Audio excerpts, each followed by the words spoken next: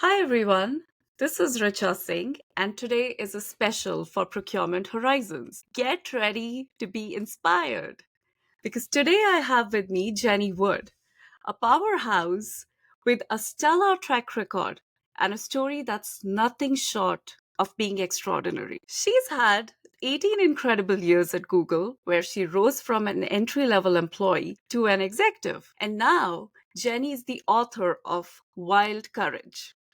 Go after what you want and get it. It's Penguin Random House's biggest release of 2025. Wow, Jenny, biggest business book release of 2025. And it hits the shelves on March 25th. And that's not all. I'm just getting started. Jenny's achievements include leading Google's largest career program in history. And when she's not shaping careers, she's flying planes, she's tap dancing, snowboarding, or taking care of two wonderful kids. Today, we'll dive into her book and learn how to uncover our courage, own it, and communicate with confidence. One of my most favorite parts of this book is Jenny chasing a guy off the subway who became her husband. We'll also be discussing how that changed her perspective on her career. So, welcome, Jenny. It's such an honor to have you with us. It's such a pleasure to be here. I'm so pumped to have this conversation. Yeah, thank you. So, Jenny, I got the privilege to be an early reader and feedback provider on this book, and it was a unique experience. So, thank you for that. And I want to let you know that a part that really hooked me is where you talked about the influence of your grandmom on your life. Would love to learn more about, her role in your journey of finding courage.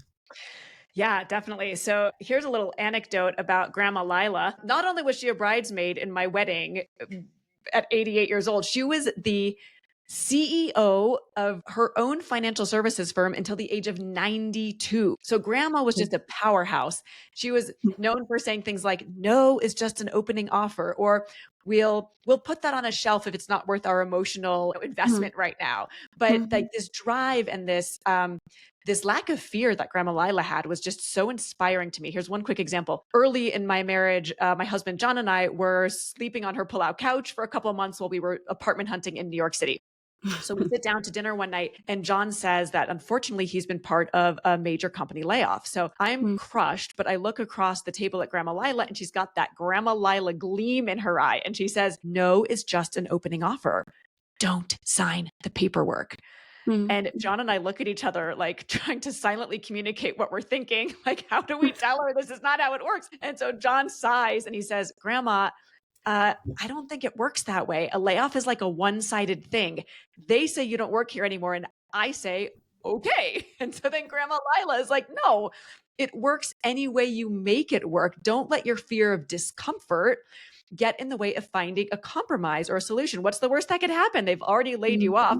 You both want something. You want a job because it's easier to get a job when you have a job. They want stuff done even though they can't afford to pay you. So, the discomfort will pass, but the potential lasting impact of getting out of your fear and asking for what you want is pretty significant. So the next day he calls the VP and he says, hey, could I stay on for 10% work and pay while I look for jobs? And surprisingly, they accept, Richa. So, I mean, the moral of the story is not that you too can get yourself unlaid off.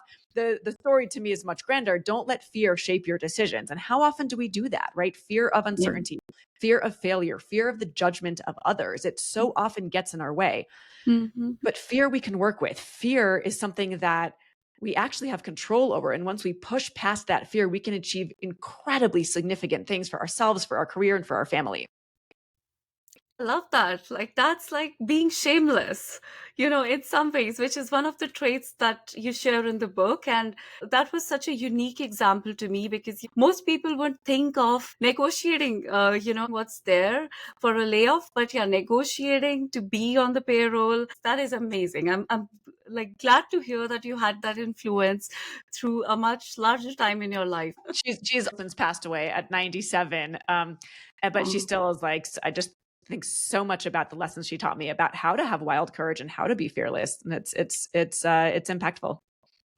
Yeah, getting to hear that story will be such a treat for our audience. So what advice would you give, Jenny, to someone who's afraid of taking that first step towards finding their courage? Sometimes the first steps are the hardest. And I know a lot of people, sometimes we don't know what's blocking us. And sometimes Mm. we've had like challenges like bullying or difficult past. So like how do you push through that fear when you feel like you don't belong somewhere? So belonging is so important and can be so tough. And it's all about the big small things you do, right? So maybe you're not going to call up your VP and try to get yourself unlaid. By the way, epilogue to that story, he went back to 10%. He then went to 50%. They then put him back to 100% once the financial crisis passed. So it was like a Okay. wild story. Um, Okay. but like, how do you start if you're not sure where to begin and you're maybe an introvert versus an extrovert? There are so many things that you can do even within yourself that don't even involve other people. If you're in your company's town hall and there are 50 people there, sit in the front row or sit next to the person presenting. Hmm. It's just a question of where you place yourself. It's not even a question of what you say to somebody. Or if you're Hmm. writing an email to a customer or prospective client or a partner, I say woo with you, woo with you. So rather than every sentence starting with the word I, try to have Hmm. more sentences start with the word you. So I made the mistake once after I was doing a keynote for a company. I wrote my first draft and it said, I had so much fun doing this keynote. I loved Hmm. working with your team. I can't Hmm. wait to come back and do it again. I'm working on this new leadership training. Would that be of interest to you?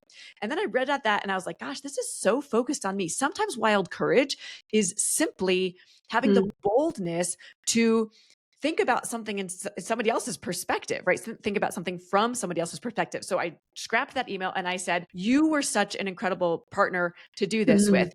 Your team was top notch and I got so much energy from them. You Hmm. might benefit from this new leadership training I'm developing.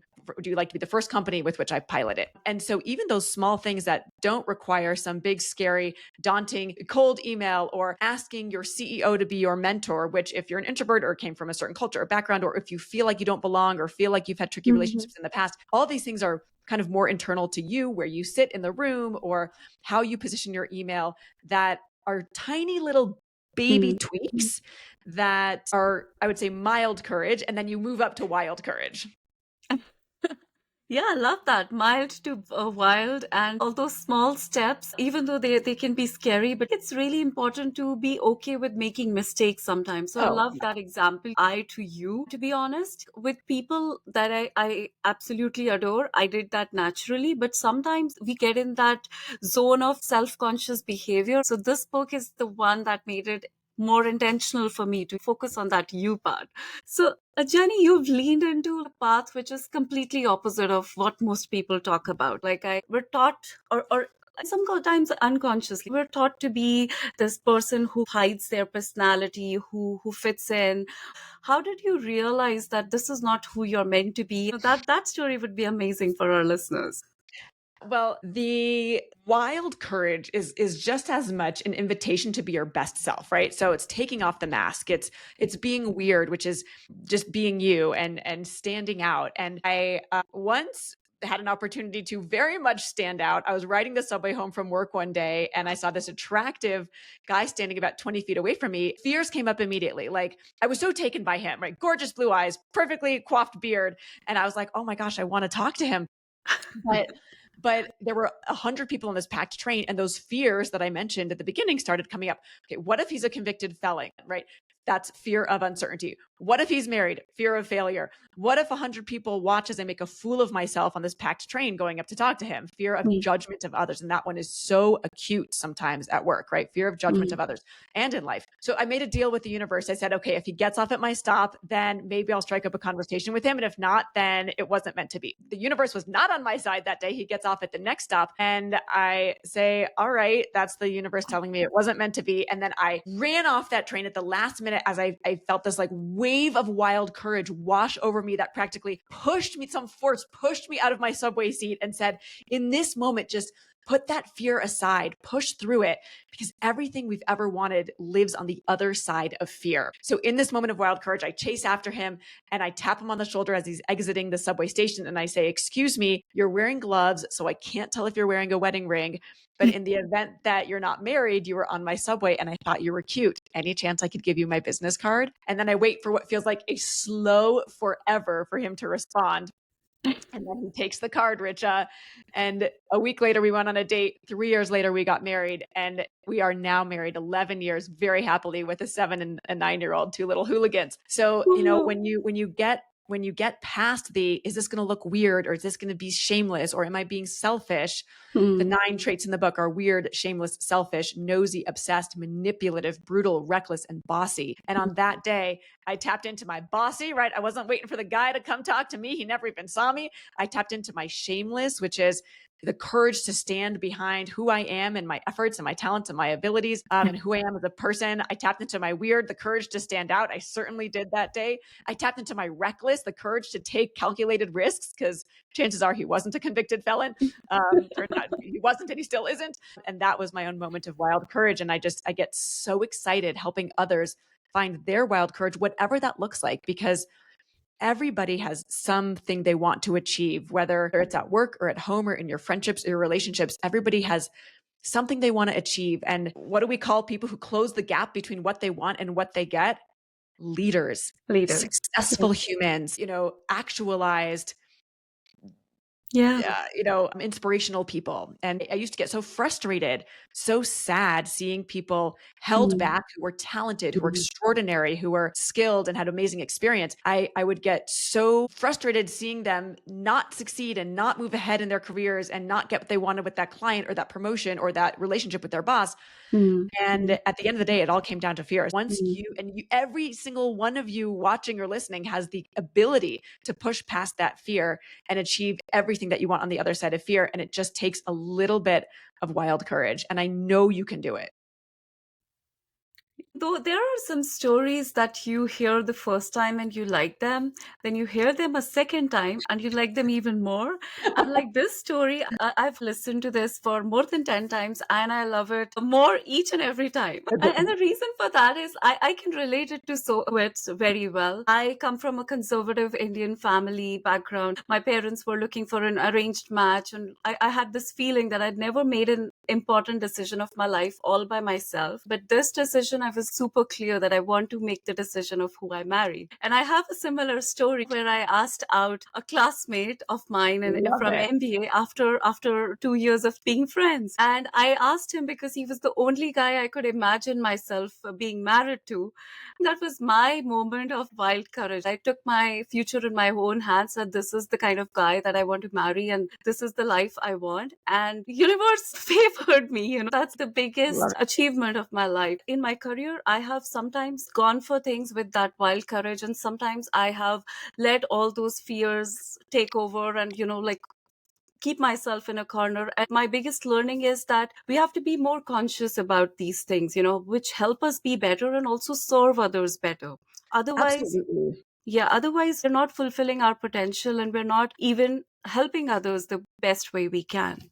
Yeah. And you So, raised something really interesting about serving others. So, literally, the call right before this conversation that we're having right now, Richo, I was meeting for the first time these 6 interns who are working on the book launch with me. So, I've got this huge book coming out, and um, I need all this help, right? So we had 135 people apply to intern from my newsletter, and we selected 6 people. And one person just said to me, "What can we do right now to help you? Like, what can we take off your plate? It sounds like you have a lot going on." And I was like, even just you asking that gives me so much more confidence asking you for something. Like, I struggle to ask for what I want too. And I said to him, I think I'm having trouble delegating because this is an unpaid internship and I feel bad. We've got all this stuff to do, but some of it's really unsexy, like replying to people on LinkedIn. We've got 1,078 messages on LinkedIn that are unreplied. I need to get back to these people, but I don't have the time to do it. And when this guy, Mark, said, "I don't see this as an unpaid internship. I see this as a tremendous opportunity to gain experience and access and be part of this really cool, huge book," right? Penguin Random House plans to make it one of their largest career and business releases of 2025, which is such an honor.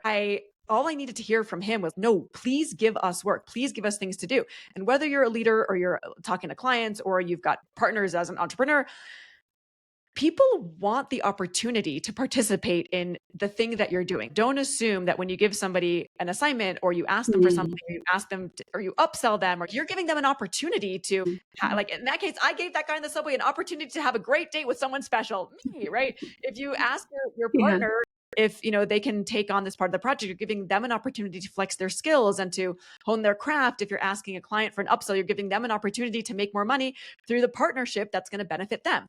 So Mm. thinking about it as like the wild courage is also giving somebody an opportunity to thrive, to grow, to succeed, like I was to Mark, but I needed him to tell me that. It's a different framing that helps you ask more for what you want, no matter whether you're an official leader and you're delegating, or you're someone who's a partner or an entrepreneur.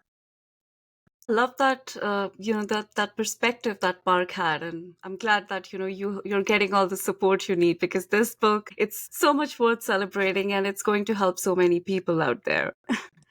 Jenny, the book talks about those 9 wonderful traits or qualities, like weird, selfish, shameless, that get a bad rep, but just Yeah. the way you explain it, it's how you serve others while serving yourself. But which one for you, I'm curious to understand, was the hardest to embrace out of those 9 traits, and why?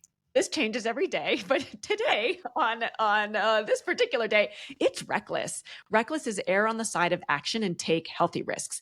And that's because it's hard for me because I am such a planner and overanalyzer. There's this one story that comes to mind where I'm hiking with 2 friends in Montana, and we're in this like beautiful, beautiful spot, and there are all these gorgeous trails, and there's a lake, and there's mountains, and I come to this park ranger, and there's like a little bit of construction on one of the paths, and I say, what's the pretty, I want to optimize for the best possible path of this hike. Like, I want the path I choose to be a 12 out of 10, but it was all beautiful. And so I say, like, I pepper her with a million questions. Which path has more construction on it? There was some, nature construction going on. Which one is muddy? Which has a lake view? Which has the bigger, like, peak view? Which is less crowded, right? I'm just like nonstop. And my friend from up ahead is like, Jenny, it's all gorgeous. Let's go. And in that moment, I wasn't able to be reckless. Just make a decision. I call this move then map, right? Or like move and map in tandem. I was trying to map this hike out perfectly, but I really just needed to move toward one direction and recognize that like any decision was going to be fine. So that was difficult for Mhm. me on that hike on that day, but it's been really difficult for me, this concept of recklessness, or Mhm. just erring on the side of action. When I was making the decision to leave Google after 18 years, I tore myself to pieces emotionally, mentally, Yeah. going back and forth. Is this a good idea? Is this a bad idea? I had this operations role that sat Mm. between sales and engineering. I had started this program called Own Your Career, which grew to tens of thousands of people across nearly 100 countries. I had Mm. so much pride in it, even though it was more of a self-serve model by that point.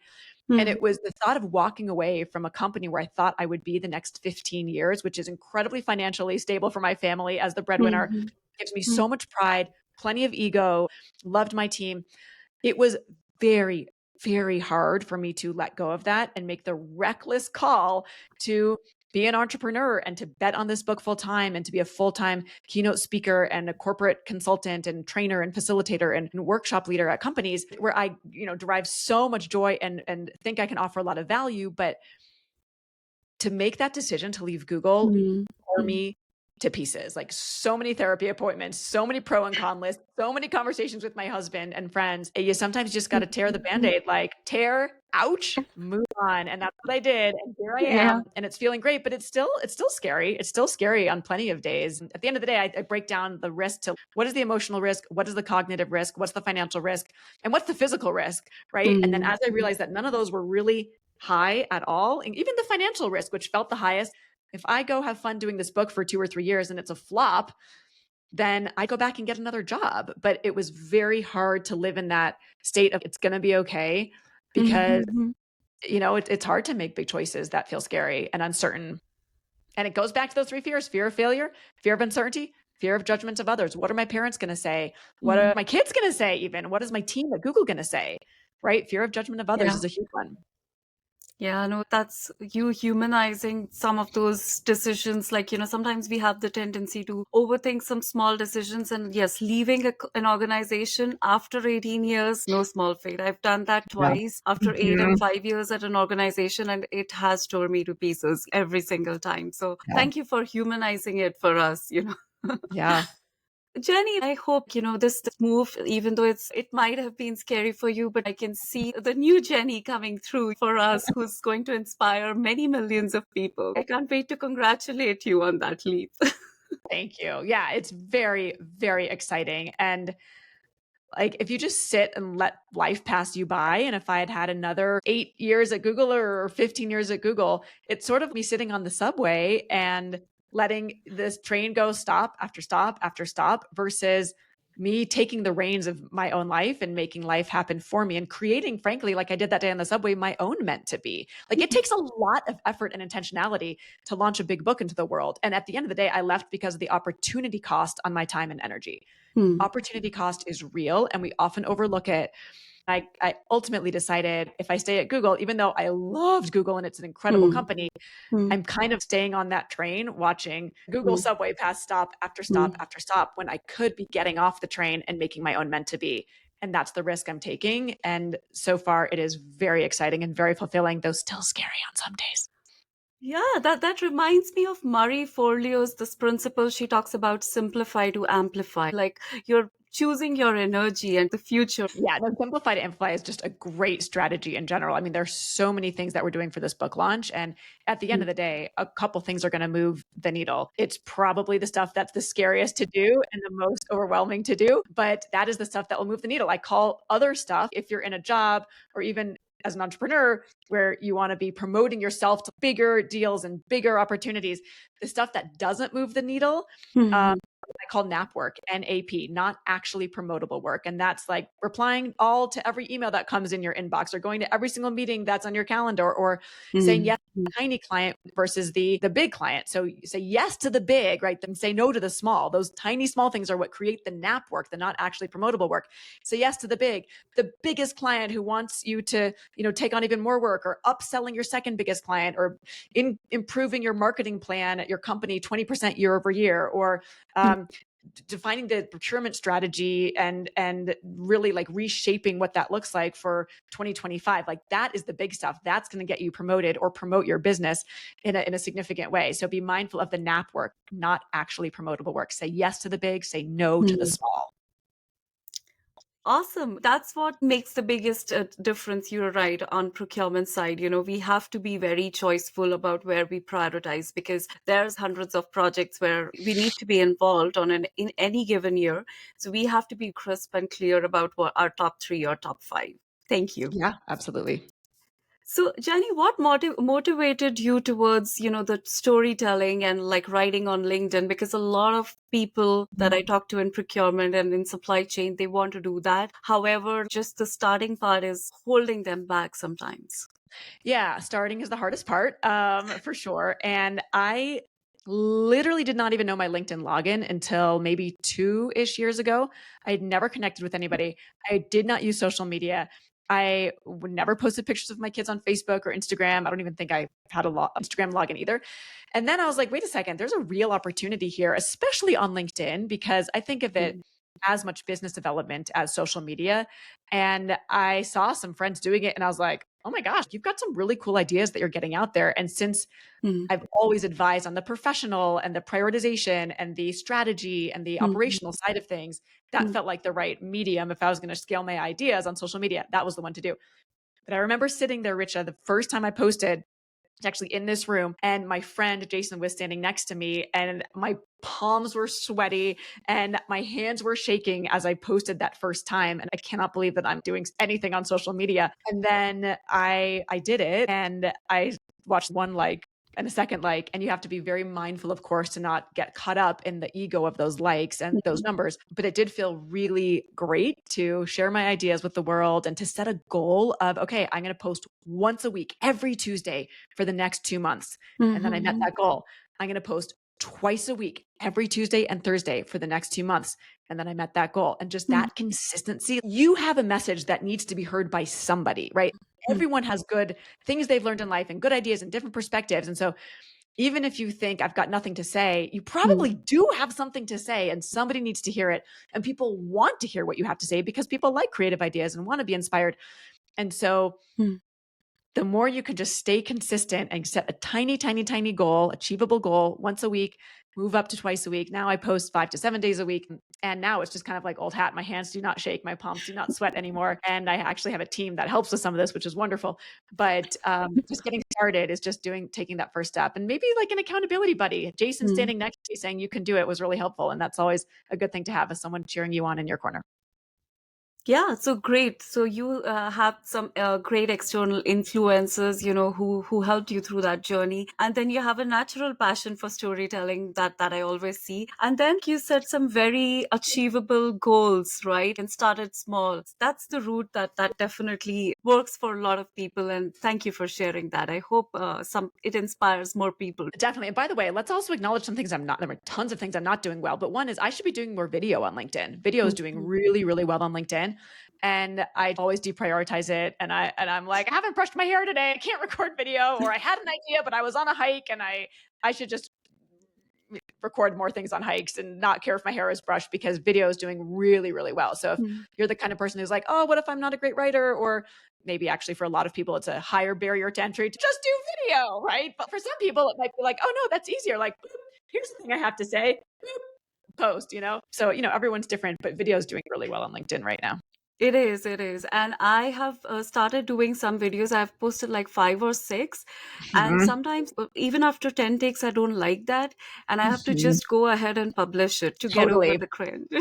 100%. 100%. Yeah. We have a few minutes, Jenny. I just want to have ask you one last question. This is about conflicts. Everybody wants to build stronger relationships, and like procurement Yeah. people, especially, they work with suppliers, they work with internal stakeholders, and the procurement organization. So it becomes hard to navigate those conflicts. And personally, for me, that's been a challenge that I've constantly known and worked on. What's your process for situations you feel you've been put on a spot, let's say to speak up in a meeting or a difficult conversation with a senior? Yeah. So, two things on this one. Number one, have the conversation. Number two, what and how questions. So, there was a situation where I got an email from a partner at Google, and I was just really taken aback. And I was like, oh my gosh, this person hates me. And so, I had two choices. One, live in discomfort for 3 years and assume she always hates me. Number two, live in discomfort for 3 minutes and say, hey, can we chat about this? What did you mean by this? And we cleared it up within 3 minutes. She had totally different intention than what I'd interpreted. So number one is have the conversation. And now she's one of my closest confidants. Number two is ask what and how questions. So when you are clearing anything up or you're just kind of level setting what a relationship is, what's happening in a relationship or how it could be improved, rather Mhm. than, you know, do you feel good about this project? Mhm. Ask a what or how question. How could we partner better together on this project? Or what could I do to better support you on this project? Rather than a closed question, do you like me? Right? Not that anybody would Mhm. necessarily ask Mhm. that, but maybe an open-ended question. Where am I, how am I best supporting you right Mhm. now? So when you ask what or how questions, you're getting a much richer answer. You're Mhm. opening the aperture for a deeper relationship. You're building the trust battery because you're really getting to Mhm. know each other.